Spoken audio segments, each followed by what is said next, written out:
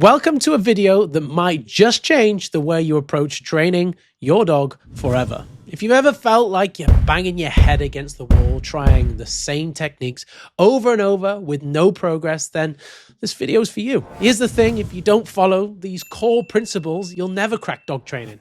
Ever. No matter what methods, tools, or strategies you try, without these foundational steps, you'll stay stuck in frustration. This video is here for one reason: to give you, as a dog owner, clarity. Whether you're joining us on one of our remote programs or you head into your local obedience class, perhaps you're tackling dog training solo at home, the principles I'm about to share are simple but essential. These aren't just helpful tips, they're the key to breaking through and making real progress. So if you're dealing with a reactive, aggressive, or just plain stubborn dog, stick with me, because by the end of this video, you'll have everything you need to move forward with confidence and finally see improvement. Let me tell you about Max, a young French bulldog I once worked with. At around 3 years old, Max suddenly developed a serious dislike for the children in the home. What started as an occasional grumbling quickly escalated to outright aggression. So much so that it became impossible for the kids to even walk past Max without him trying to take their fingers off. His family was heartbroken and desperate for help, so they called me in, and over the following months, Max and his family embarked on an extensive behavioral program. Through patience, training, and environmental management, we saw a huge improvement. By the final session, Max seemed to be like a completely different dog, calmer, more focused, and much less reactive to the children. But then, just one day after our last session, I received a devastating text from Max's owners. Max had been put to sleep.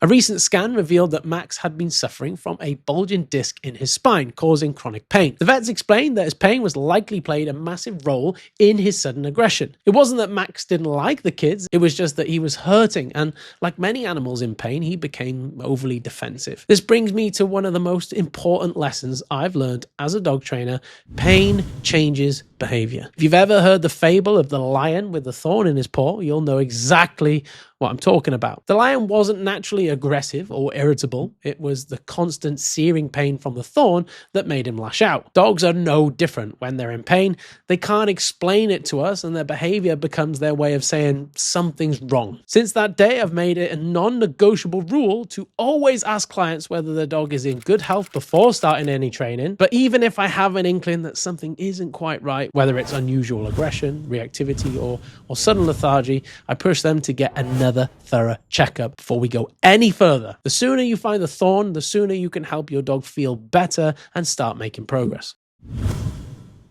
Now, pain isn't the only invisible culprit behind a dog's behavior. What goes into your dog can be just as impactful as what's happening physically. Believe it or not, your dog's diet plays a monumental role in their mood, focus, and even their ability to learn. And that's exactly what we'll be diving into next. Imagine a classroom full of kids coming in from playtime, or recess for you American viewers, and they've had their fill of Skittles for lunch. Jacked up on a cocktail of sugar and artificial colors, it's hardly the recipe for a productive maths lesson, is it? Now picture this. That's exactly what you might be doing for your dog without even realizing it. Now, I'm no dietitian, but I can't help but side-eye some of the cereal-filled, overpriced bags of dog food on the market. Let me let you in on a little secret. The ingredient list on dog food is written in order of quantity, so whatever's listed first is what there's most of in that bag. And unfortunately, if you check some of the priciest brand, naming no names, but let's say it rhymes with Loyal Channin, you might just find maize or wheat as the top ingredient. Here's the thing, the last time I checked, you've got a dog, not a rabbit. Those sharp teeth in your dog's mouth, that's made for meat, not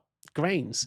And as a rule of thumb, the first ingredient in your dog's food should always be a good, high-quality protein source. Just like a human diet impacts mood and behavior, your dog's diet plays a massive role in how they feel and act. So if you're expecting them to run like a well-tuned engine, you might want to stop putting diesel in a petrol motor. So our dog's in good health and they're eating like a young Arnold Schwarzenegger. What's next? Well, like most dogs that have developed unwanted behaviors, the root cause is often that they've been raised in a sterile, understimulating environment, leaving them to create their own hobbies. And unfortunately for you, those hobbies have turned into bad habits you're now desperate to fix. Don't worry, I'll talk you through how to get rid of those later in the video. But before we can replace bad habits with good ones, we need to address a critical step that's often overlooked: Biological fulfillment. Biological fulfillment means giving your dog intentional opportunities to express their natural tendencies in a controlled and substituted way. Think of your dog like a balloon. Every day we deny them the chance to do what they were bred to do, that balloon fills with air ready to pop. And this pen here represents your dog's trigger. And well, the fuller the balloon gets, the more likely it is to go bang. But when we give our dog outlets for those instinctual behaviors, we let some of that air out. The balloon becomes less tense, more manageable, ultimately less permeable. And for our dog, that means that our trigger is a lot less likely to cause a reaction.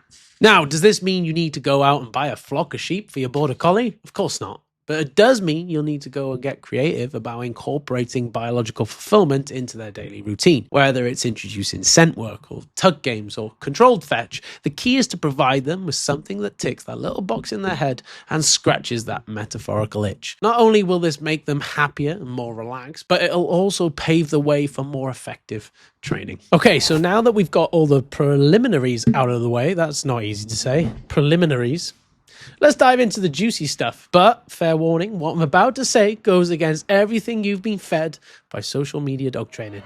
It might even tank my engagement, send my views plummeting, and mark the end of this channel as we know it. But here's the secret. Real, lasting behavioral change? Come closer. Closer. It's boring. Yes?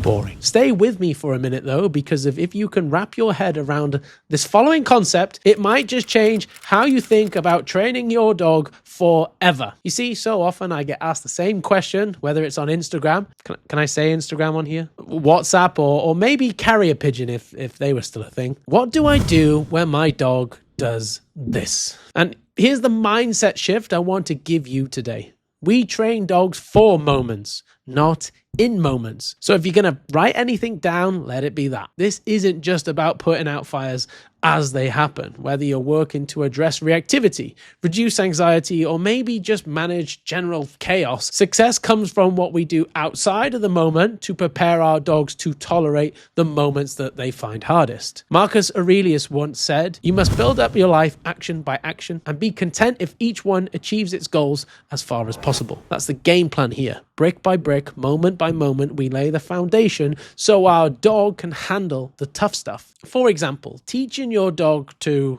drop things of value, walk past things that they want but can't have, stay calm in the presence of high value items, walk on a loose lead, and disengaging from mild distractions. All of these things might seem small or unrelated, but they build a dog who is prepared. And when the big moment comes, like walking past that nemesis husky at number 32.